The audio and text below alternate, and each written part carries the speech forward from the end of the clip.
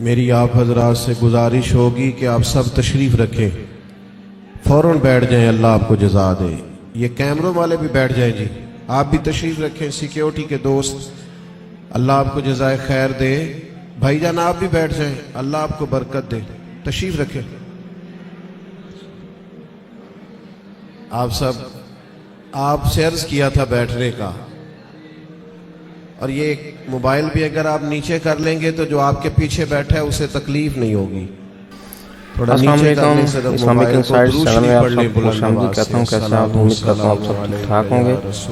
یہ آج مولانا صاحب کا ایک نیا بیان اپلوڈ کیا ہے میں نے، دنیا اور آخرت کی زندگی کیا ہے اور قبر کے بارے میں کچھ تعلیمات مولانا صاحب نے دی ہیں، اپلوڈ کیے میں نے، سنیے اور ان دینی تعلیمات سے فائدہ اٹھائیں اور اپنی آخرت سنواریں۔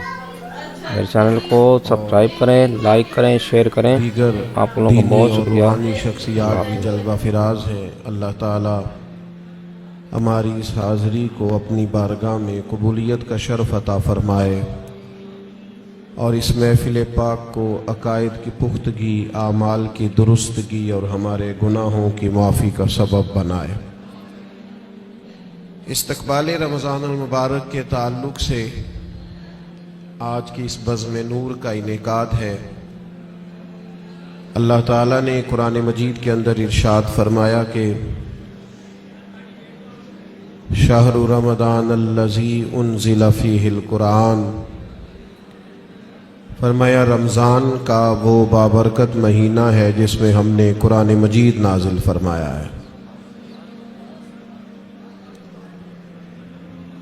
میری بڑی آپ سے مؤدبانہ عرض ہے کہ ظاہر ہے مسجد کا بہت احترام ہے، یہ دوست جو ٹھیک کرا رہے ہیں نا، سب کو یہ کبھی چھوڑ دینا سارا کام، اطمینان سے بیٹھیں جی، ماشاءاللہ اللہ کا گھر ہے، پیار سے بیٹھے سارے،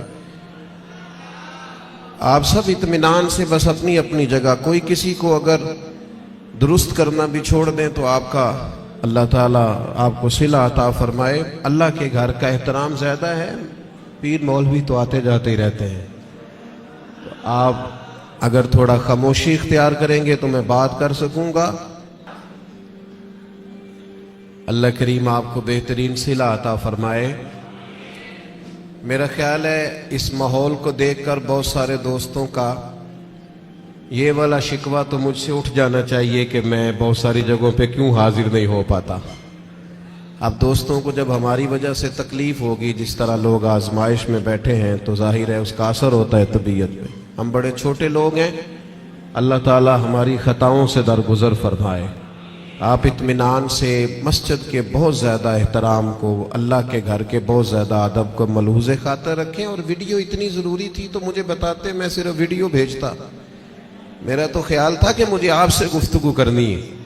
اللہ تعالیٰ آپ کو بہت سی بہترین برکتوں سے مالا مال فرمائے۔ اللہ تعالیٰ کوئی ایسی بات مجھ سے ہو جائے جو درست نہیں ہے تو اللہ تعالیٰ میری اصلاح بھی کرے اور مجھے معاف بھی فرمائے۔ دو چار باتیں عرض کرنی ہے، آپ لوگ محبت سے، خاموشی سے اگر سماعت فرمائیں۔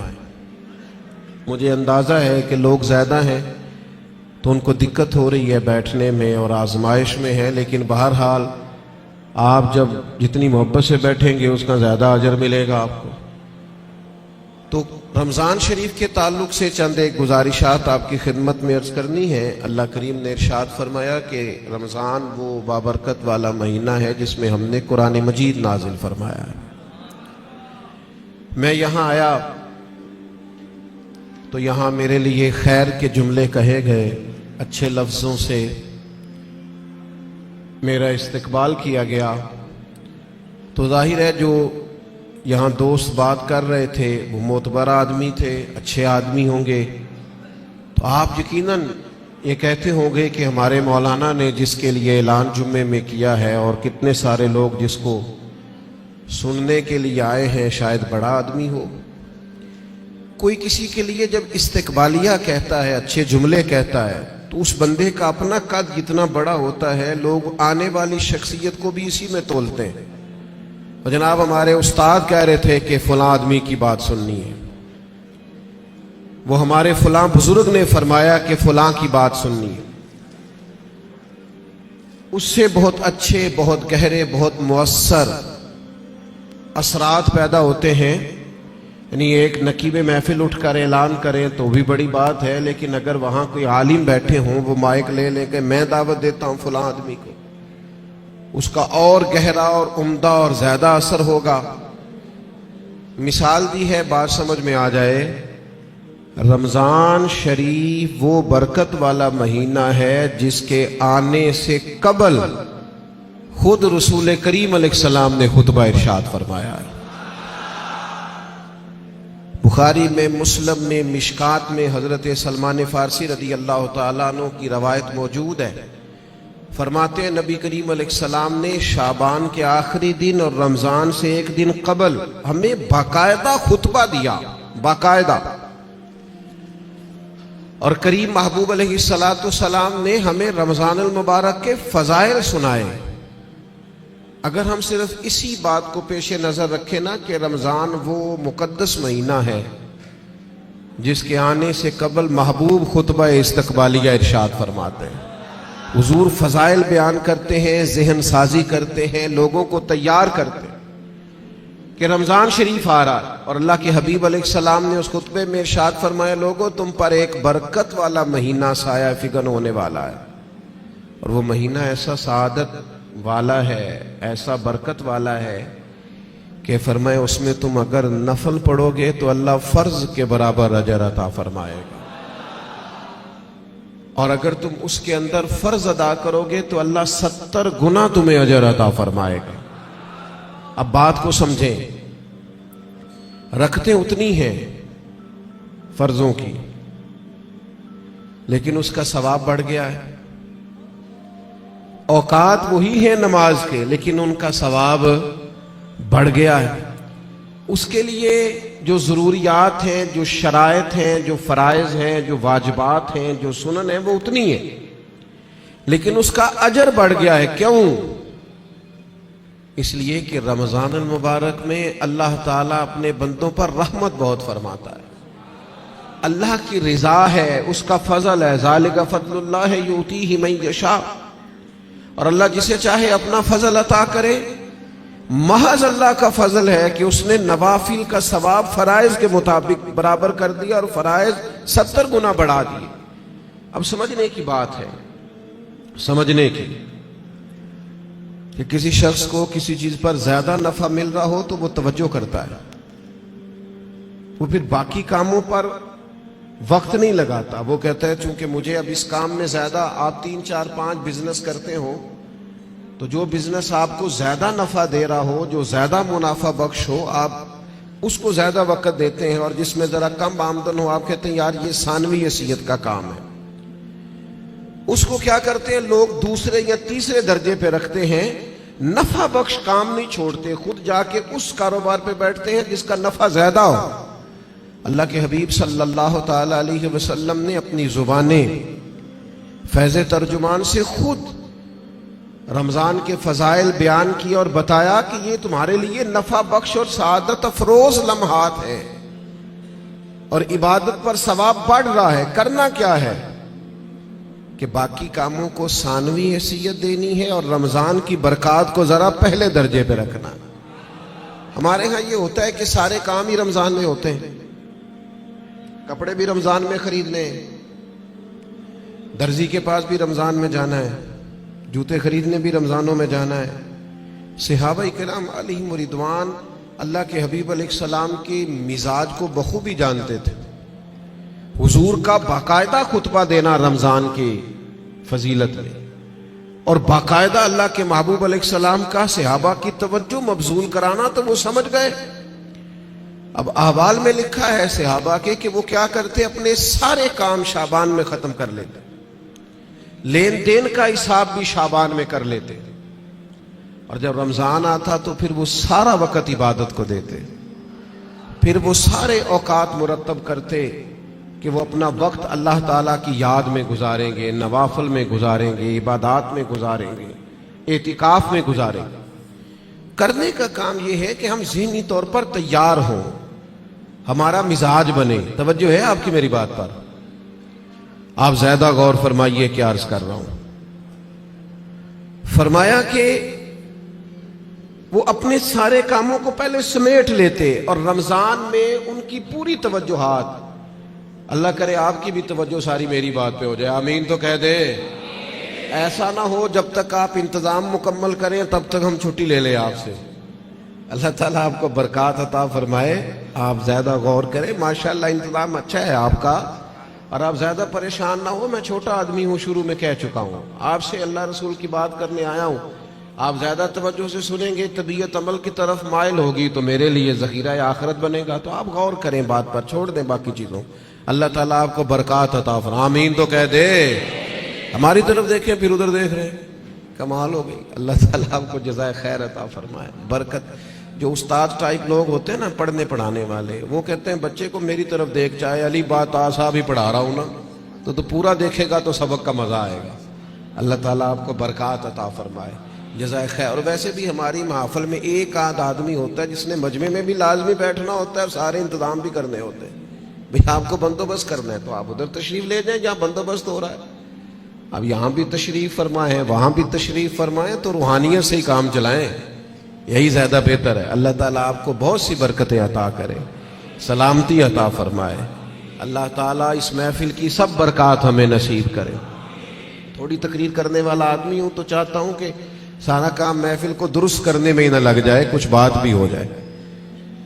تو اگلی بات یہ ہے کہ رمضان میں کرنا کیا ہے، عبادات کون کون سی ہم نے زیادہ کرنی ہے۔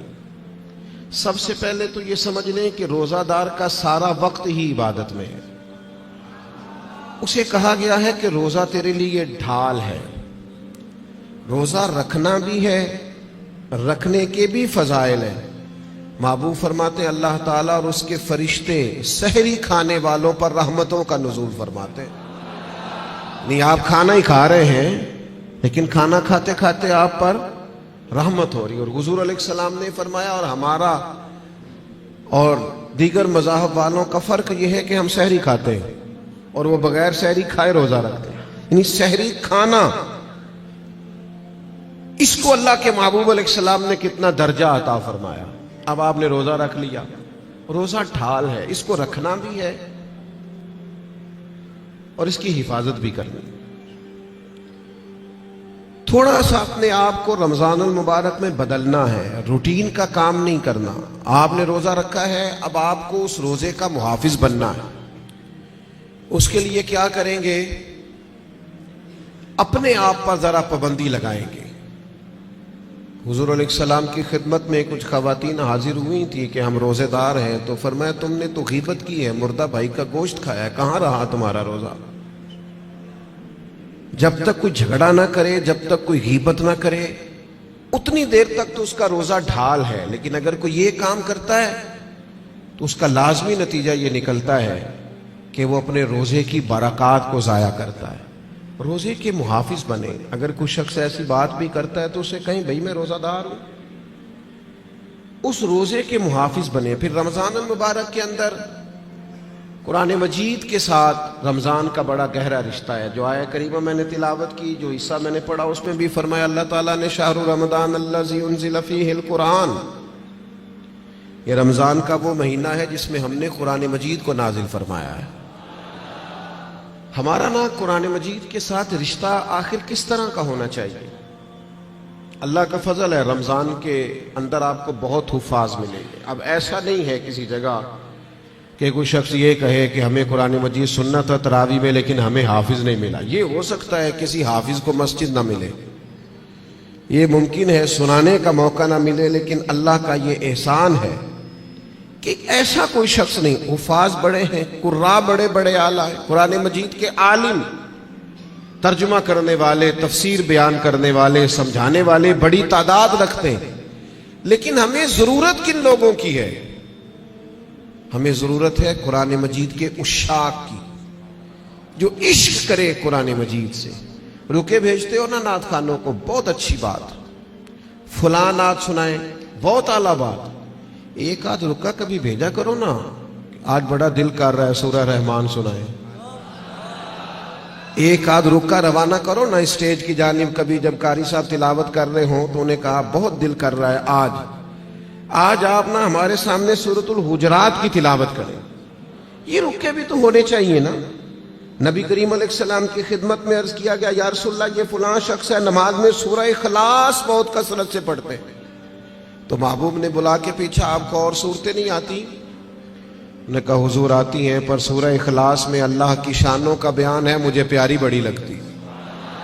تو کریم نے فرمایا تم اس سے محبت کرتے ہو، امید ہے جنت میں بھی تمہیں ساتھ لے جائے گا۔ کسی ایک سورت سے بھی تو پیار کرے نا بھائی۔ وہ جو سورہ ملک پڑھتے تھے اور پھر قبر سے بھی ان کے سورہ ملک پڑھنے کی آواز ہی آ رہی، تو یہ والا پیار بھی تو کرے نا آپ قرآن مجید کے ساتھ، دلچسپیاں ہو، ذوق ہو۔ امام شافعی رحمۃ اللہ علیہ فرماتے ہیں کسی شخص نے پورا قرآن مجید نہ بھی سمجھا ہو تو اگر وہ صرف سورہ عصر کو سمجھ لے، انتہائی جامع، انتہائی مختصر، اور دین کا پورا مفہوم سورہ عصر میں بیان ہوا، اگر وہ صرف سورہ عصر سمجھ لے تو اس نے دین کے سارے مفہوم کو سمجھ لیا ہے۔ اور صحابہ کا اتنا مضبوط مزاج تھا ان باتوں پر کہ جب وہ کسی سے ملاقات کرتے السلام علیکم ہوتی تو اتنی دیر تک جدا نہیں ہوتے تھے جب تک سورہ عصر کی تلاوت نہیں کر لیتے تھے۔ ہمیں قرآن مجید سے عشق کرنا چاہیے۔ کہہ رہے ہوتے ہیں ہمارے نقیب صاحب بھی اور نعت خان صاحب بھی سارا قرآن مجید ہی حضور کی تعریف ہے، سارا قرآن پاک کی نبی کریم کی نعت ہے۔ تو بھائی اگر سارا قرآن مجید حضور کی نعت ہے تو چند آیات پڑھ دیں آپ، پھر مہربانی کریں، پھر آپ سنا دیں، سنا پھر بھی آپ اشعار ہی رہے ہیں، اور وہ بھی ایسے لوگوں کے جن کا پتہ ہی نہیں ہے کہ ان کو شعر کہنا بھی آتا ہے کہ نہیں۔ قرآن مجید سے دلچسپی پیدا کریں۔ حضرت ابو موسیٰ اشعری رضی اللہ تعالیٰ عنہ خوبصورت قرآن مجید پڑھتے تھے، تو حضرت عمر انہیں بلا کے فرمایا کرتے تھے ابو موسیٰ ذرا مجھے میرے رب کی یاد تو دلانا، تو وہ اشارہ سمجھ جاتے اور فوراً قرآن مجید کی تلاوت شروع کرتے۔ قرآن پاک سے پیار کریں، یہ رمضان کا قرآن سے خاص رشتہ ہے۔ مجھے نہیں پتا آپ بڑے شہر میں رہتے ہیں، میرا تو ایک چھوٹے سے علاقے سے تعلق ہے۔ ہم جب چھوٹے ہوتے تھے تو گھروں میں بہن بھائیوں کی حتیٰ کہ بڑوں کی بھی دوڑ لگی ہوتی تھی، قرآن مجید سارا دن تلاوت ہوتی تھی، اور ایک دوسرے سے پوچھو کتنے سپارے ہوئے، میں نہیں بتاؤں گا، تو پہلے بتا تیرے کتنے ہوئے۔ اور اگر وہ پوچھنے کو آ جاتے تھے، دیکھنے کو آ جاتے تھے کون سا پارا پڑھ رہے ہیں، تو چھپایا جاتا تھا۔ لیکن کیا کروں میں کس درد سے یہ بات کروں۔ اب موبائل صرف جوان بیٹا ہی زیادہ استعمال نہیں کرتا، اس کا باپ بھی بہت استعمال کرتا۔ اب ٹیلی فون پر صرف بچے نہیں لگے ہوئے، ان کی اماں بھی بہت استعمال کر رہی۔ وہ عشق جو آپ کا قرآن مجید سے ہونا چاہیے تھا، جو ذوق قرآن پاک سے ہونا چاہیے تھا، پلٹ پلٹ کر قرآن مجید کی آیات کو پڑھنا چاہیے تھا۔ آپ نے جس قدر چیزیں اپنے موبائل سے لی ہیں، یاد کی ہیں، ذہنوں پہ بٹھائی ہیں، کاش آپ ایک دو آیات ہم سارے یاد کرنی شروع کرتے، اصلاح لیتے، کہاں تک بات پہنچ جاتی۔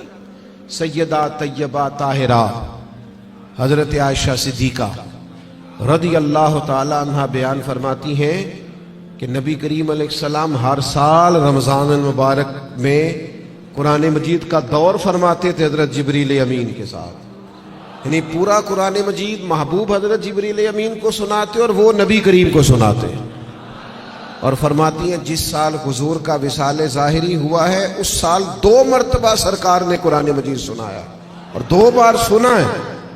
چلے یہ ذوق تو پیدا کریں، قرآن مجید سے اپنی دلچسپی پیدا کریں۔ 2 سپارے تو قرآن مجید کے روز ہمیں پڑھنے چاہیے۔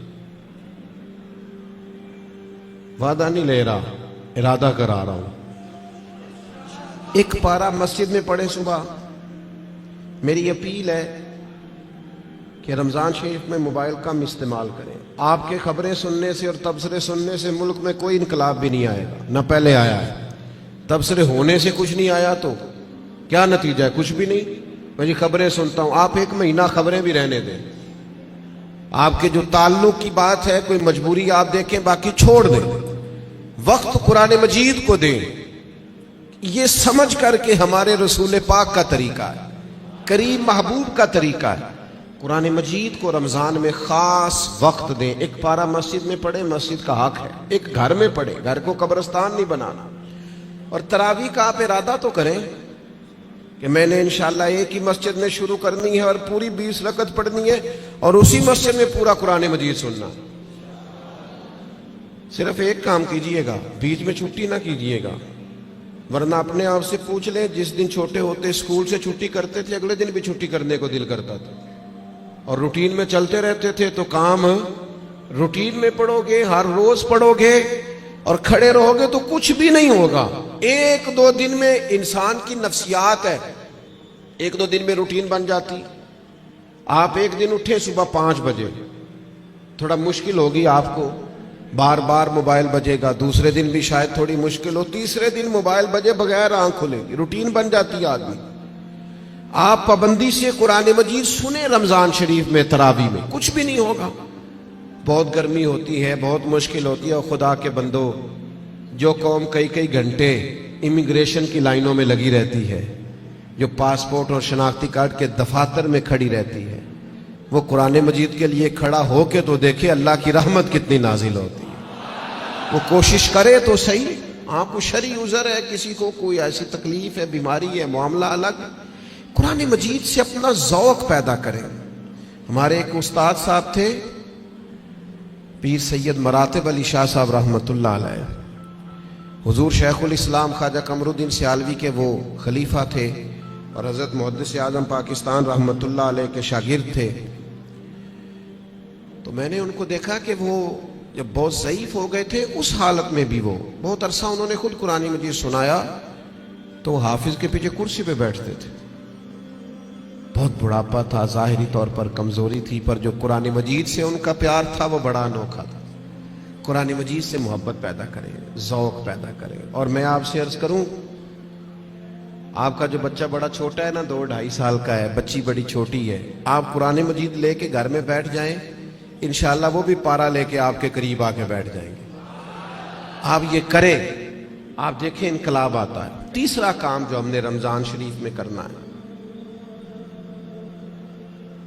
وہ ہے ایک دوسرے کا خیال رکھنے کا کام۔ رمضان غمخواری کا مہینہ ہے، اپنے اخراجات کم کریں، اپنے ارد گرد خیال کریں۔ حضرت عبداللہ ابن عمر رضی اللہ تعالیٰ عنہ فرماتے ہیں کہ حضور تو ہمیشہ ہی بانٹا کرتے تھے، پر رمضان میں جو نبی پاک کی سخاوت ہوتی تھی، حضور اس طرح بانٹتے کہ دونوں ہاتھوں سے تقسیم فرماتے۔ رمضان المبارک میں سخاوت کا مزاج بدلے۔ ہمارے ہاں بھی سخاوت ہوتی ہے، آپ کا نہیں مجھے پتا، ویسے ہمارے ہاں آئمہ مساجد کو جو جوڑا دیا جاتا ہے نا سوٹ سینے کے لیے، وہ 27ویں رمضان کو باز دو۔ آپ کے ہاں کب دیتے ہیں؟ وہ 27ویں کو اس لیے دیتے ہیں کہ درزی کوئی پکڑتا نہیں نا، پھر سی کے نہیں دے گا، بغیر سلا دیتے ہیں 27 کو، تاکہ کہیں امام سلوا نہ لے اور پہن ہی نہ لے۔ اب کون درزی پکڑے گا؟ آپ نے کہیں راشن دینا ہے یا کسی کو تحفہ دینا ہے تو وہ آپ رمضان سے پہلے دیں، اور علماء سے تصدیق کرا لینا، رمضان کی نیت کر کے رمضان سے پہلے بھی دے دو گے تو رمضان جتنا ہی اللہ اجر عطا فرمائے گا۔ اللہ کے بندے قبل از وقت کسی کو دیں، اور مہربانی کریں، لوگوں کو لائنوں میں لگانے کا شوق نکال دیں طبیعت سے۔ جب رب نے ہمیں دیا تھا تو لائنوں میں کھڑا کر کے نہیں دیا تھا۔ یہ کیوں شوق پیدا ہو گیا؟ پتہ ہے مومن کی عزت کتنی ہے؟ اللہ کے حبیب علیہ السلام نے فرمایا مومن کی عزت اللہ کی بارگاہ میں بیت اللہ سے بھی زیادہ ہے۔ ترمذی میں حدیث۔ شوق آ گیا لوگوں کو لائنوں میں کھڑا کر کے دیتے ہیں۔ آپ کو پتہ ہے، اور جس طرح الیکشن کے دنوں میں لسٹیں بنتی ہے نا کس کا ووٹ کہاں ہے، اس طرح غریبوں کی لسٹیں بھی پہلے سے بنائی جا سکتی ہیں کہ کون ضرورت مند ہے، اور ایک جگہ پہ بیٹھ کر ہی بن جاتی ہے، سب ہو جاتا ہے اگر کرنا ہو۔ میرے عزیز، لوگوں کو دیا جائے، اور دیکھنا، یاد رکھنا، اگر رمضان میں بھی کوئی کریانے والے کے پاس کھڑا ہو کے کہہ رہا ہونا کہ یار بس 2 दिन और निकालो, मैं तुम्हारा कर्ज चुकाता हूँ। तो फिर मेरा ख्याल है कि हमें अपनी अफ्तारियाँ और सियासी अफ्तारियाँ थोड़ी बंद कर लेनी चाहिए। फिर हमें गौर कर लेना चाहिए कि रमज़ान शरीफ में भी लोग गुजारिशात पेश कर रहे हैं। खुदा के बंदो, इस तफरीक से हम कब निकलेंगे कि बस हमें लोगों को खैरात ही देनी है? आप लोगों के दुखों का मदावा करें, आप तालीम को आम करें, रोजगार को आम करें, और आप लोगों की जरूरियात की किफालत करें। एक शख्स सिर्फ दे और एक आदमी को दे, लेकिन उसकी जरूरियात का ख्याल करें। इस तरह का रवैया कि मुझे 100 जगह पे देना। हजरत उमर बिन अब्दुल अजीज के जमाने में एक शख्स को ज़कात लगती थी, इतने लोगों ने ज़कात दी, उसने कारोबार किया कि अगले साल वो खुद ज़कात दे रहा था। लेकिन वो हम तो लोगों को इस तरह का रवैया रखते हैं कि बस ठीक है, ये काम चलता ही रहना चाहिए। तो आप अपनी तबीयत में रमज़ान में सखावत का मिजाज पैदा करें और अपने इर्द गिर्द ढूंढें। हजरत इमाम ज़ैनुल आबिदीन रज़ी अल्लाह ताला अन्हु किसी शख्स को कुछ देने लगे तो जमीन पे रख के चले गए और फिर आवाज दी, वो मैंने कुछ आपके लिए तोहफा रखा है, फलां जगह उठा लीजिएगा। तो किसी ने कहा, हुजूर आपने नीचे रखा है, दे देते। फरमाने लगे, लेते वक्त वो आंखें भी नीची करता, उसकी जुबान पर शुक्रिया के अल्फाज भी लड़खड़ाते हुए आते, और वो मुझे मुहसिन जानकर अपने मिजाज में थोड़ा कमजोरी भी महसूस करता। तो मैं जल्दी से इसलिए आ गया हूं कि कहीं उसको नजरें ना झुकानी पड़े, अल्लाह की